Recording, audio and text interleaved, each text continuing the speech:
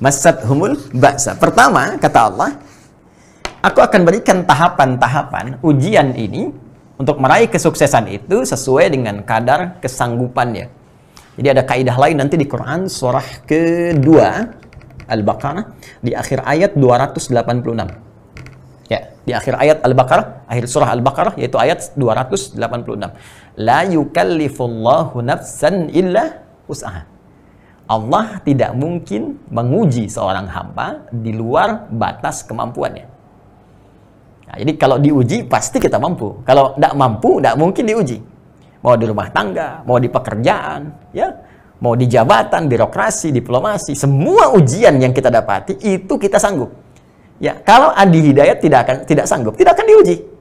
Kenapa Anda yang diuji bukan saya? Karena Anda yang sanggup, saya nggak sanggup. Ya.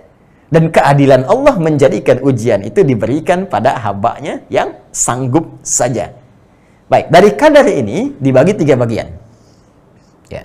Jadi saya ingin bangun prinsip, ayo tampilkan optimisme. Jadi kalau di kantor, di pekerjaan, di perusahaan, ya saya sedang punya persoalan, punya proyek, ya, ada ujian-ujiannya. Ternyata Anda yang mengalami, maka yang pertama kali sampaikan berita gembira pada diri Anda.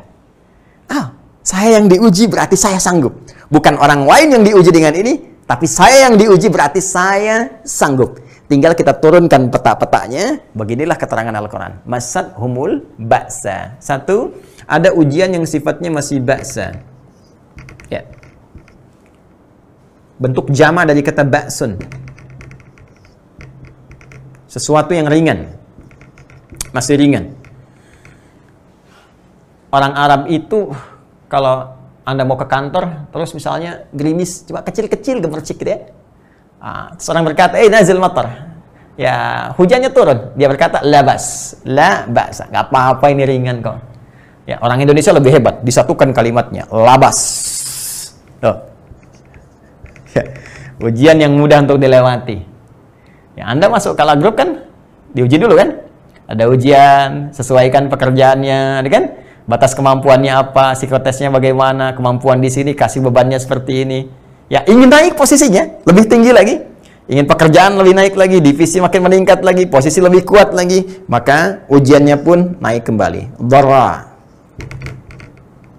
Ya, jama dari kata dharrun. Dharra. Dari kata dharrun atau dharrun. Ya, sesuatu yang mudah, sudah mulai mengenai fisik. Ya, kalau hujan tadi masih gerimis, sekarang sudah mulai deras tuh. Ya, tadi pekerjaan masih ringan-ringan, sekarang sudah mulai menguras fisik. Ya, lelah, tenaga sudah mulai dikeluarkan, pikiran sudah mulai berpikir dan seterusnya. Ya, itu tandanya Anda sudah mulai mau masuk di level kesuksesan yang tahap kedua. Naik lagi. Jadi perhatikan cara berpikirnya ya. Perhatikan cara berpikirnya. Orang yang diuji oleh Allah dengan ujian ringan, dia akan disesuaikan dengan kadar kesuksesannya. Masih ringan.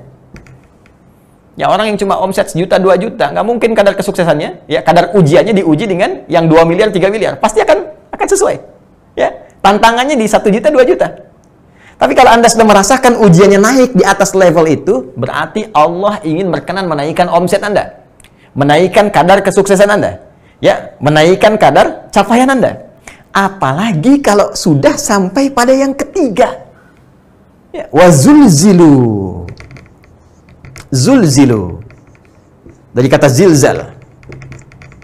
Ya, zilzal itu asalnya gempa. Ya, idza zulzilatil ardu zilzalah. Apabila bumi telah diguncang sekuat-kuatnya, gempa. Ya, maksudnya apa? Ujian yang sudah mulai menggoyang keadaan hati kita. Sudah mulai berpikir nih, bukan cuma fisik saja. Ya, sampai berkata, kapan ini akan berakhir ya Allah? Ya, hatta yaqula rasul walladzina amanu ma'ahu mata nasrullah. Kapan pertolongan Allah ini? Ya Allah, pandemi kapan berakhir ya Allah? Ya Allah, ini omset mulai turun, ini mulai begini, mulai begitu. Hei teman-teman, ada konsep dalam Al-Quran. Ketika Anda diuji dengan tingkat ujian yang sudah tinggi sifatnya sampai ke efek zilzal, sesungguhnya kalau kita pahami dengan cara yang benar, Allah ingin mengantarkan kesuksesan kepada kita, langsung mengangkat kepada level yang lebih tinggi.